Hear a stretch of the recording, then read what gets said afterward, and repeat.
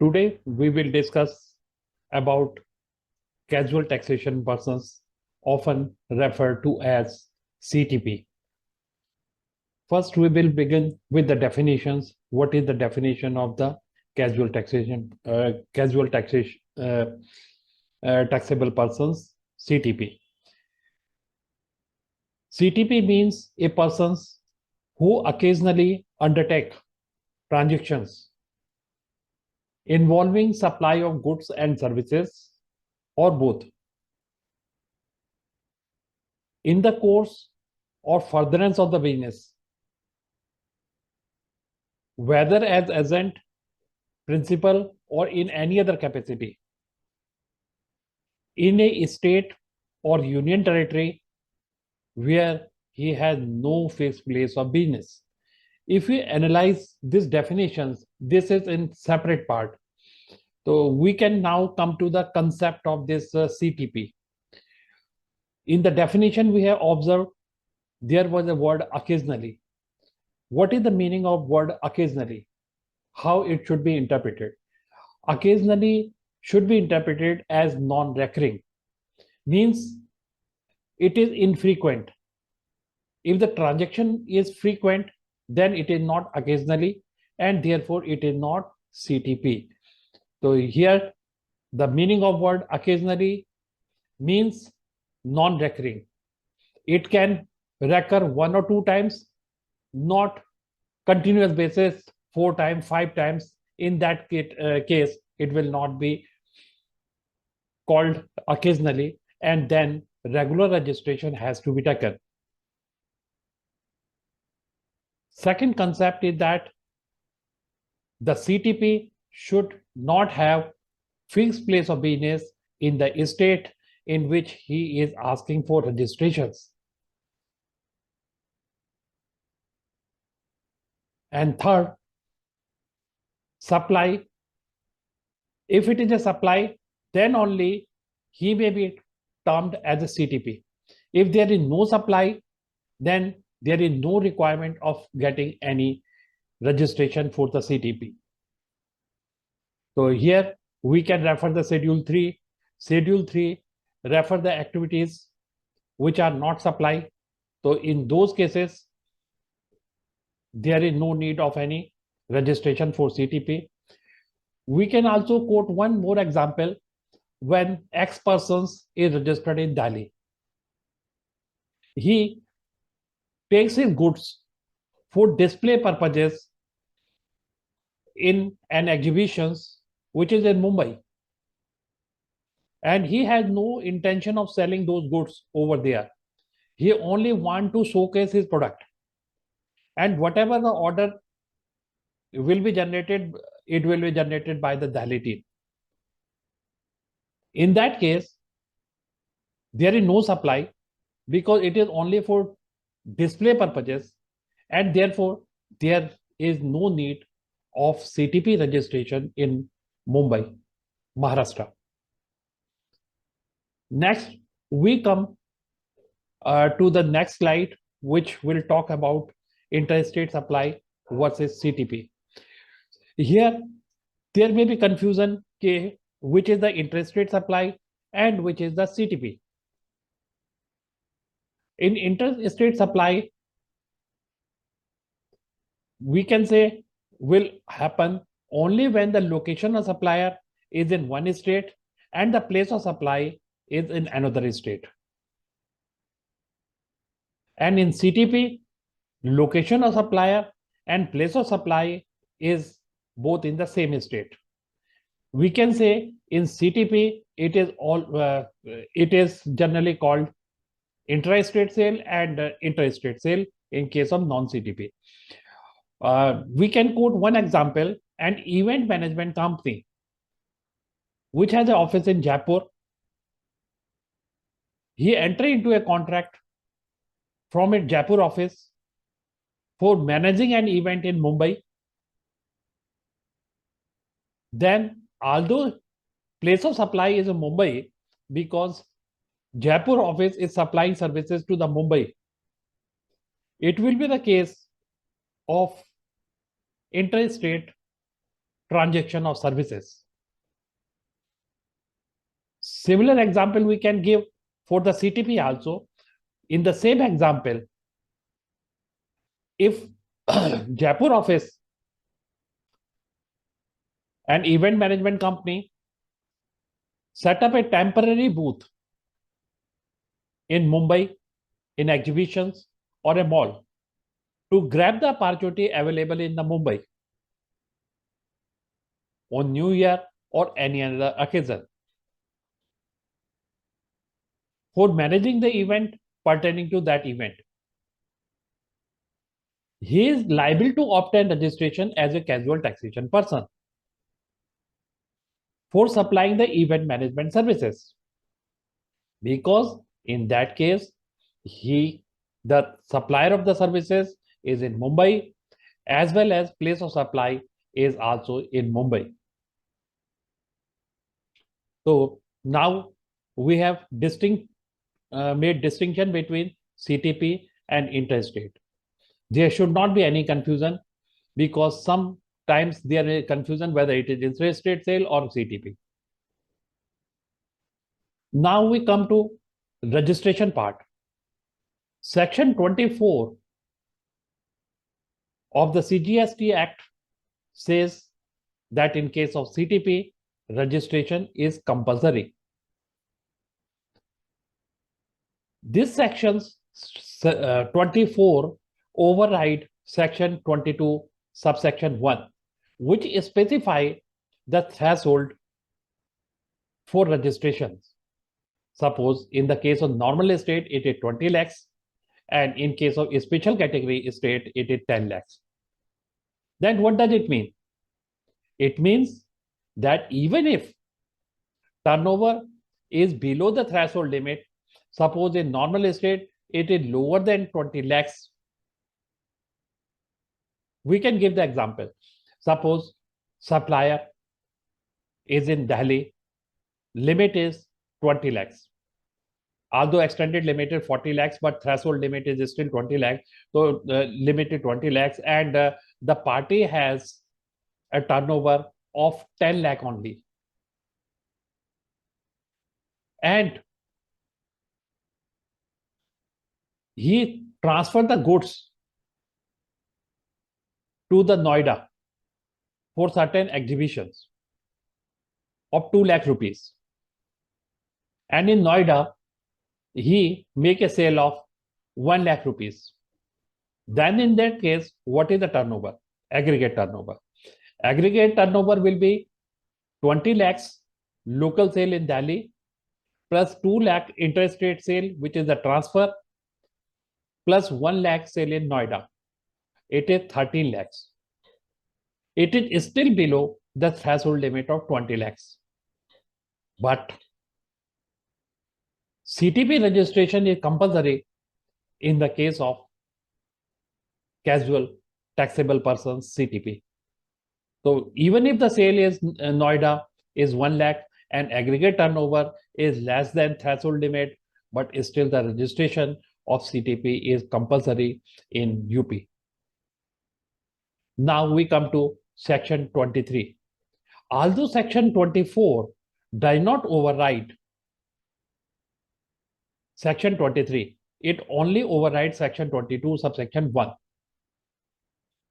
But therefore exemption notifications under section 23 subsection 22 override section 24. What does it mean? It means any notifications issued under section 23 subsection 2 for a special category of persons, although he is a CTP, and if there is a exemptions, then he need not take a registrations. Such a provision is for the handicraft goods, etc., where there is a notifications for the CTP. Then when to register for the CTP? As per Act, it is 5 days before the commencement of business. Therefore, we should be cautious for a CTP to take registration at least 5 days before the actual commencement of the business. Now we will come to the registration procedures. Registration procedures is somewhat different from the normal registration process, but the registration form is the same and portal is the same. It has to be applied in form REG01 on GST portal. In the form, they have to specify PAN number, mobile number, email, and state of registrations. PAN number will be validated, mobile number will be validated through OTP, and email address, email number will also be validated. Now we will come to part B of the form. Part B of the form specify for which period, what type of registration you required.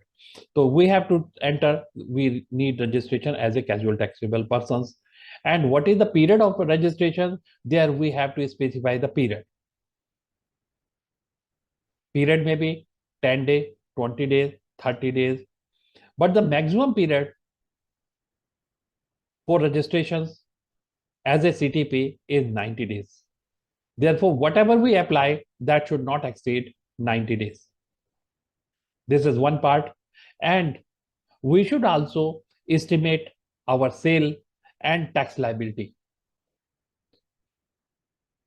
as a casual taxable persons.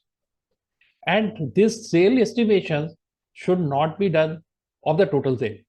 It should be done of the center sale, state sale, the center sale, as well as, or we can say, intra-state sale and integrated goods sale, IGST sale.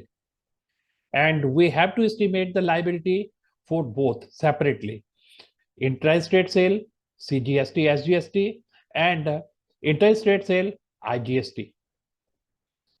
This tax liability should be net tax liability, not gross tax liability. What does it mean? It means you have to estimate also the incoming materials as well as the incoming input tax credit, and should reduce from the output tax liability, and net estimated tax liability should be entered. After this, temporary reference number TRN will be generated by the site, and by reference to the TRN, tax will be deposited through the challan. And there is a list of documents which has to be submitted along with the application for registrations. Now we come to the validity of the registrations. The registration validity